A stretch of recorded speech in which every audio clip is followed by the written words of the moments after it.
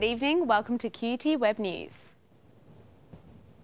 International and homegrown experts say children are being targeted by cyber criminals.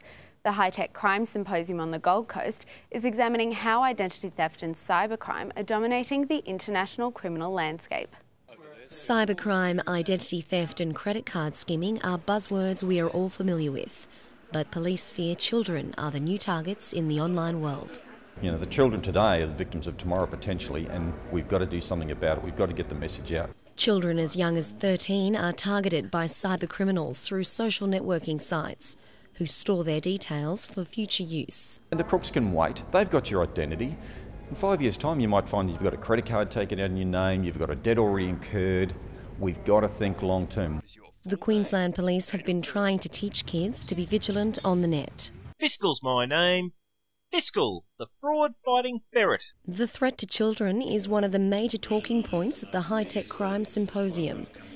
Credit cards and how to protect them from international fraudsters was also on the agenda. A lot of the time when our cards get compromised, the money is extracted in businesses in other countries. Why not have a credit card that is only applicable for Australia? Among the delegates are global experts from the FBI and the Turkish police, who provided a rare insight into the intricate world of high-tech crime. Today's keynote speaker was a US Secret Service agent responsible for cracking one of the world's biggest credit card fraud syndicates. And like any good Hollywood movie, Operation Carter Chaos involved undercover cops over 34 different countries, with a total amount of stolen funds coming to a whopping $110 million US. The symposium runs until Thursday. Clare Hunter, QUT News. The Prime Minister Julia Gillard says any tax reform needs to factor in Australia's ageing population, the resources boom and the need to increase workforce participation. 200 government, industry and community representatives are now in Canberra to debate possible changes to a range of taxes, including business and state taxes. The Prime Minister says, despite being buffeted by the ongoing effects of the GFC, the Australian economy is strong and presents a rich tapestry of opportunities. I'm very much looking forward to the opportunity to discuss how we can build on this government's very proud track record of tax reform. Business groups at the forum were calling for the federal government to cut the corporate tax rate from around 30% to 25%. Australian Greens leader Senator Bob Brown attacked that stance, saying big business is muffling the voices of their smaller counterparts. Senator Brown says big banks and mining corporations should forego any planned cuts to the company tax rate, and that small businesses should get a tax break of 5%. Australian Treasurer Andrew Fraser has requested greater harmonisation of state taxes, such as payroll and land tax. I think tax reform's like world peace. Everyone agrees with it, it's just that the prospects for it are always a bit remote. The federal opposition leader, Tony Abbott, says the forum is just a pointless talkfest, as the GST, the mining and the carbon taxes are not on the agenda.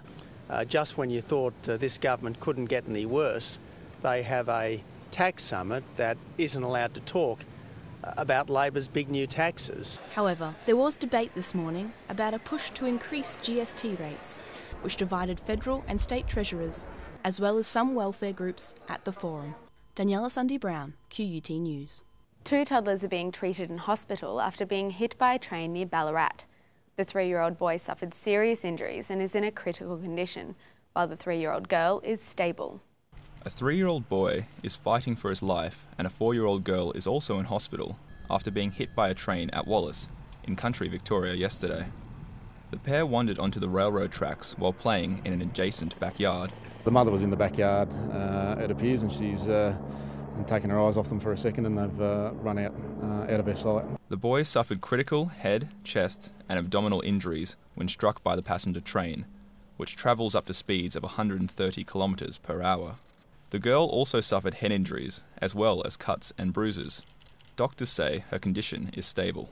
The pair were rushed to Melbourne's Royal Children's Hospital, where the boy remains in an induced coma. Casey Fung, QUT News.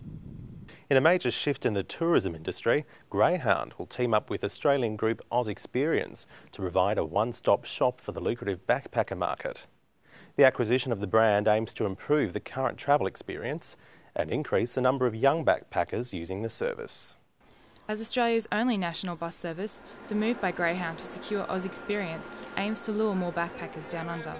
As well, it wants to make their holiday experience smoother by allowing them, for the first time, to book entire trips through the company. Greyhound says the marriage will streamline holiday planning. The backpackers, as I was saying, they'll have a more increased network as far as capacity goes. They'll have more destinations to choose from, so they'll have greater choices. The merger between the two brands would secure the company's position in the youth backpackers market, significantly increasing Greyhound's productivity. It gives us an extra 64,000 passenger movements a year, which is about a 15% growth on our existing international backpacker market. Backpackers have so far responded positively to the move. Price and convenience, the largest factors influencing their choice of travel. Well, it's cheaper and you get to every city, and there are a lot of courtesy buses. The most important thing is the price. It just seems to be there whenever I need it. I can get wherever I want to be in like 5 minutes. You can get anywhere really. Greyhound's one-stop shop approach will play a key role in securing the young backpackers market, offering them better value for money and a much better travel experience. More additions to the holiday packages are to be announced in the coming months. Laura Evans, QUT News.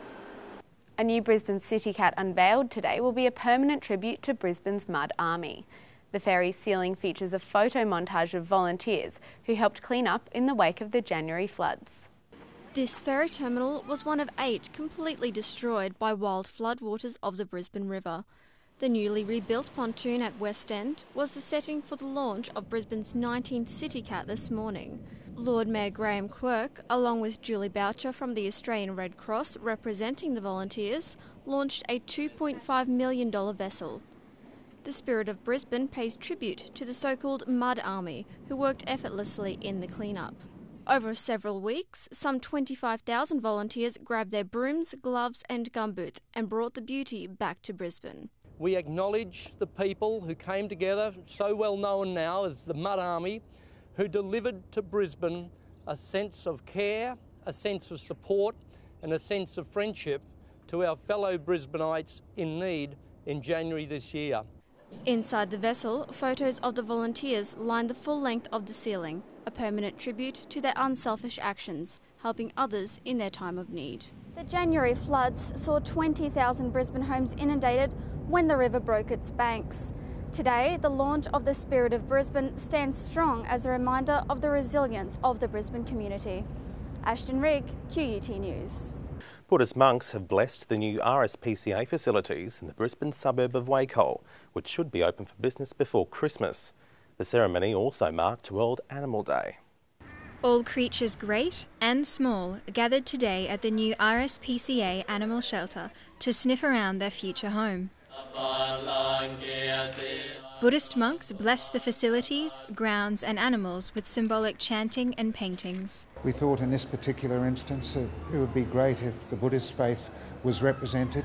As I say, they have strong empathy with the animals. The 4-hectare animal care campus was partially funded by the state government and a $10 million grant. Mr. Beatty admits the project has been a struggle financially, though he says the effort will be worth it in the long run. It's what we believe we will be able to do for the animals. So the animal care and of course the animal facilities here are certainly a vast improvement on Fairfield. Staff from the RSPCA are looking forward to the opportunities the care campus will present. Nicer kennels, nice area, nice adoptions. I mean, everyone knows Fairfield's a bit run down and not very pleasant to be in, so it'll be much nicer and means we can do a lot more for them. The new facilities here at Wacol mean the RSPCA can get animals such as Pippa here on their feet and adopted out to good homes after quicker and more effective care. The campus will open in December. Mariska Murphy, QUT News. Good evening. Time now to take a look at the weather. It was a warm and mostly sunny day across the state today. On the Skycam, we can see there were gorgeous blue skies right across Brisbane and suburbs today, with some light cloud coming in just after lunch. It should be a fine day ahead for the Golden Sunshine Coasts, with temperatures hitting 24. Winds will come from the south and reach about 10 knots. Looking ahead, a fine day is expected in Brisbane tomorrow with a top of 25, but showers and possible thunderstorms are forecast for the end of the week. That brings you up to date with the weather. And that's all the news we have for now.